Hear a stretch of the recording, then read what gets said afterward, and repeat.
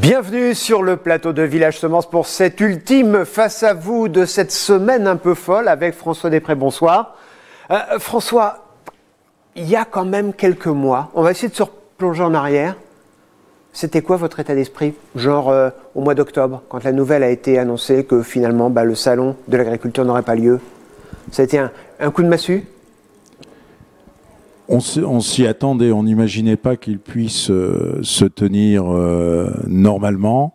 Et quand l'équipe de communication de notre interprofession, qui s'appelait encore le GNIS à l'époque, a imaginé cette version numérique et délocalisée, on a dit ok, allons-y, faisons cette expérience. Et au terme de cette semaine, en tant que président de l'interprofession, je pense que l'avis est partagé par tous les professionnels. On peut être complètement satisfait après l'étonnement initial de ce qui a été produit. Alors naturellement, on regrette de ne pas avoir connu l'exaltation de l'ambiance que vous connaissez, que je connais, du Salon international de l'agriculture, le bruit, mais c'est aussi beaucoup de rencontres, c'est cordial, c'est chaleureux. Ceci étant, tout ce qui s'est produit au cours de cette semaine est tout de même extrêmement intéressant et positif. Ce qui était important, c'est que le lien n'a pas été rompu, parce qu'on dit toujours que le Salon de l'agriculture, c'est un formidable lieu de rencontre entre les citadins, consommateurs et les agriculteurs, les producteurs, les semenciers. Et là, finalement, le lien, il est toujours là. Vous avez pu parler, vous avez pu faire passer certains messages et expliquer aussi cette agriculture.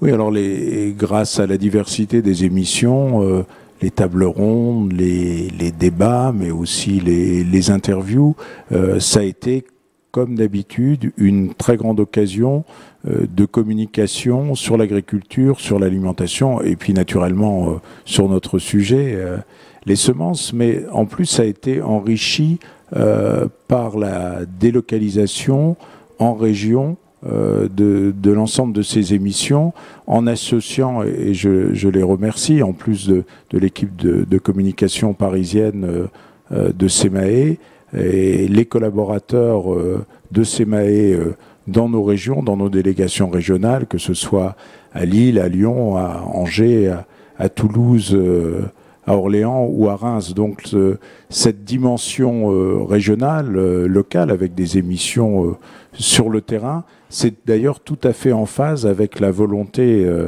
un des objectifs de notre projet stratégique qui a été dévoilé le 27 janvier, qui est de donner plus de relief, une empreinte plus forte de l'interprofession dans les régions, sur le territoire. Défi relevé?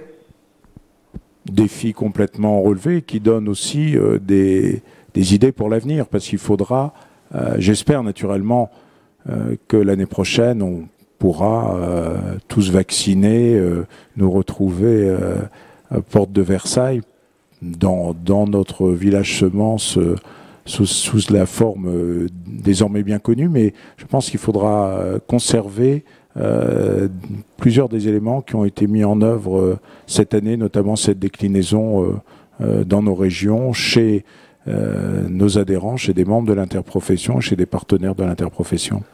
Une dernière question, François, il fallait quand même une bonne dose de courage pour dire on y va? Parce que la tendance générale était plutôt année blanche, on reste tous chez nous et puis on verra en 2022. Vous avez décidé de maintenir l'opération, il fallait le vouloir.